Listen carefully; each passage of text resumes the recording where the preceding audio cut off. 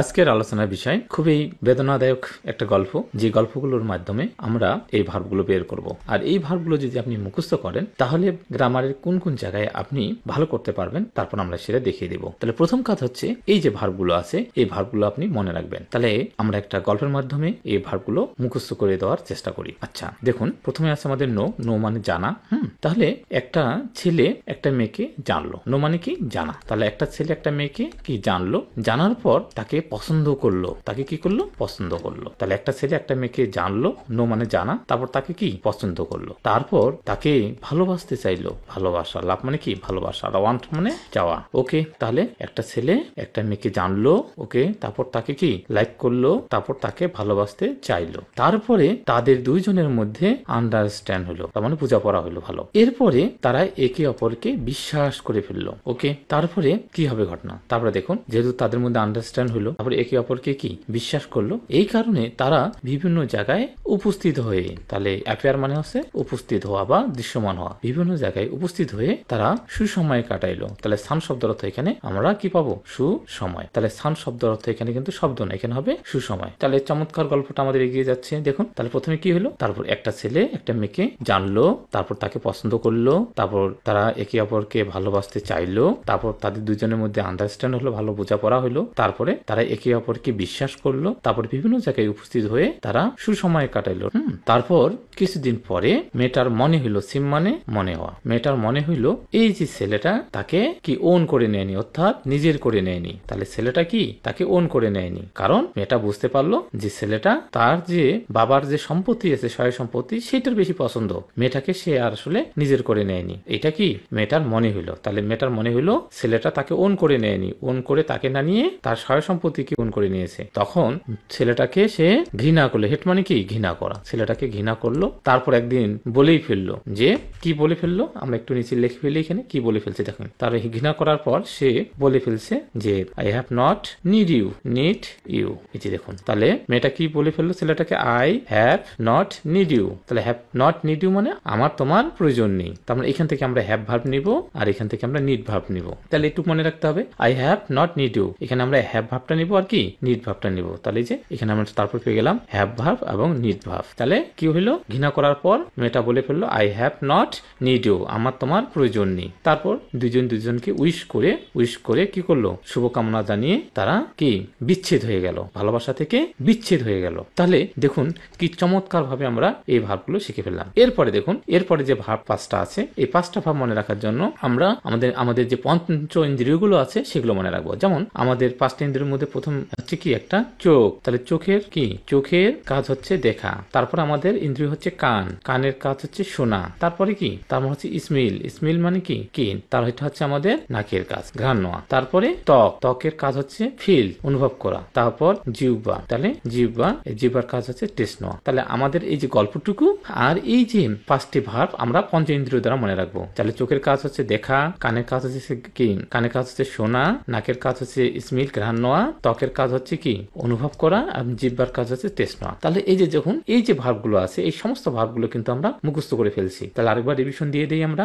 দেখুন, তাহলে একটা ছেলে একটা মেয়েকে জানলো, তাকে পছন্দ করলো, তাকে ভালোবাসতে চাইলো, তারপর তাদের দুজনের মধ্যে আন্ডারস্ট্যান্ড হইলো, একে অপরকে বিশ্বাস করলো, বিশ্বাস করার পর তারা বিভিন্ন জায়গায় উপস্থিত হয়ে সুসময় কাটাইলো। একদিন মেয়েটার মনে হইলো ছেলেটা তাকে ওন করে নেয়নি, তাই ছেলেটাকে ঘৃণা করলো এবং বলে ফেললো I have not need you, I have not need you, তাহলে আমার তোমার প্রয়োজন নেই। তারপরে দুজনকে উইশ করে তারা বিচ্ছেদ হয়ে গেল, ভালোবাসা থেকে বিচ্ছেদ হয়ে গেল। তাহলে এখান থেকে এই ভার্বগুলো পেয়ে গেলাম। আর আমাদের ইন্দ্রিয় কয়টা? পাঁচটা। এই পাঁচটা ইন্দ্রিয়ের যে কাজগুলো এগুলো, তার মানে এই ভার্বগুলো মুখস্থ করতে হবে না। এই ভার্বগুলো আপনি মুখস্থ করতেন যে no no no, like like like, love love love, না। তাহলে এই যে চমৎকার একটা গল্প আমরা পড়ে ফেললাম, এই চমৎকার গল্পটির মাধ্যমে আমরা এই ভার্বগুলো মনে রাখতে পারলাম। এবার দেখুন, এই ভার্বগুলো মনে থাকলে আপনার লাভটা কি? অনেক লাভ। আজকে আমি কিছু দেখাবো, আর আমাদের কিছু দিনের মধ্যে ইংলিশের উপর ক্লাস শুরু হতে যাচ্ছে, সেখানে আমরা এগুলো বিস্তারিত আলোচনা করবো।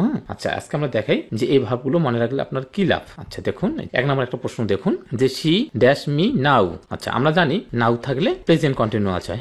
তাহলে আমরা অবশ্যই এই প্রশ্নটা যদি আসে 100% আমরা এটা দেখাবো, কারণ জানি আমরা নাও থাকলে প্রেজেন্ট কন্টিনিউয়াস হয়। তাহলে ইজ লাভিং, এটা হচ্ছে কি? প্রেজেন্ট কন্টিনিউয়াস টেন্স, কিন্তু এটা ভুল। কেন? মনে রাখতে হবে ওই যে ভার্বগুলো শিখলাম, ওই ভার্বগুলোর কি প্রেজেন্ট কন্টিনিউয়াস, পাস্ট কন্টিনিউয়াস এবং ফিউচার ফিউচার কন্টিনিউয়াস হবে না, অর্থাৎ কোনো কন্টিনিউয়াস হবে না। ঠিক আছে, তার মানে কন্টিনিউয়াস না হলে কি হবে, তার মানে সেটা দেখো, এটা যেহেতু প্রেজেন্ট কন্টিনিউয়াস, তার মানে একটা প্রেজেন্ট ইনডিফিনিট টেন্স হবে। তার মানে এখানে সি হবে যে লাভস।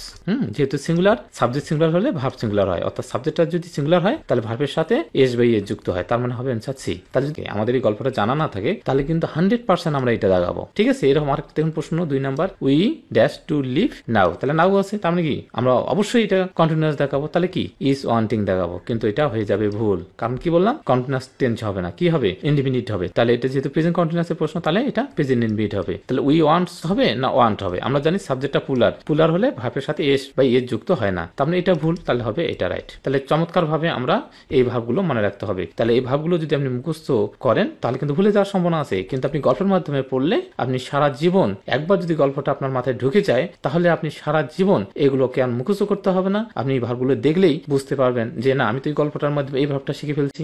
তাহলে আজকে আমরা চমৎকার ভাবে এই যে ভাবগুলো শিখলাম, তো এই ভাবগুলো আমাদের আর মুখস্থ করতে হবে না। তাহলে এই ভাবগুলোর প্রয়োজনীয়তা অনেক আছে, অনেক।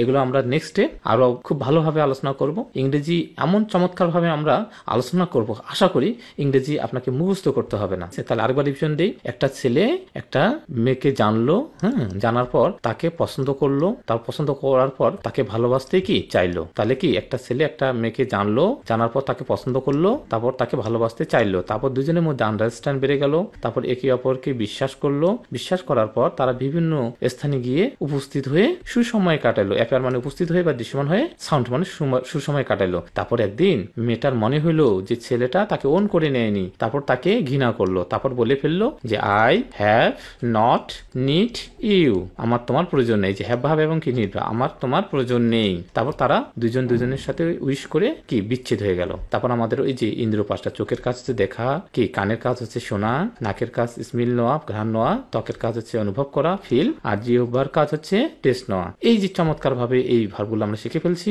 আশা করি আপনারা বুঝতে পেরেছেন এখান থেকে কি ধরনের প্রশ্ন হবে। সুপ্রিয় শিক্ষার্থীরা, 1 মাস ব্যাপী ফ্রি সেমিনার সবার জন্য উন্মুক্ত, বিষয় ইংলিশ, বাংলা ও জিকে। অনুগ্রহপূর্বক এই সুখবরটি আপনাদের সকল বন্ধু ও বান্ধবীর কাছে পৌঁছে দিন। বিশ্বাস রাখুন, মুখস্থ করে নয়, কোড, কৌশল, ছবি ও ছন্দের সাহায্যে ইংরেজি, বাংলা ও জিকে খুব সহজে মনে রাখা যায়। অর্থাৎ ইংরেজি, বাংলা, জিকে এর কঠিন বিষয়গুলো যেগুলো মুখস্থ করে মনে রাখা কঠিন, সেই বিষয়গুলো কোড, কৌশল, ছবি ও ছন্দের সাহায্যে খুব সহজে মনে রাখা যায়। ক্লাসটি যাদের জন্য, ইউনিভার্সিটি অ্যাডমিশন টেস্ট, অর্থাৎ এবছর যারা ঢাকা বিশ্ববিদ্যালয় সহ সকল ইউনিভার্সিটি প্রস্তুতি নেবেন তাদের জন্য, BCS and other jobs, BCS সহ শিক্ষক নিবন্ধন, প্রাইমারি, ব্যাংক সহ সকল চাকরির প্রস্তুতি নেবেন তাদের জন্য, মেডিকেল অ্যাডমিশন টেস্ট, ইংরেজি ও জিকে প্রস্তুতির জন্য। ক্লাস শুরু 7 সেপ্টেম্বর রাত 9টায়, অর্থাৎ এই ফ্রি কোর্সটি আমাদের চালু হতে যাচ্ছে 7 সেপ্টেম্বর রাত 9টায়। ক্লাস হবে তাপস একাডেমি ফেসবুক পেজ ও ইউটিউব চ্যানেলের লাইভ ক্লাসের মাধ্যমে। আশা রাখি 1 মাস ব্যাপী এই ফ্রি কোর্সটির সাহায্যে মুখস্থ করে নয়, কোড, কৌশল, ছবি ও ছন্দের সাহায্যে ইংরেজি, বাংলা ও জিকে খুব সহজে মনে রাখতে পারবেন।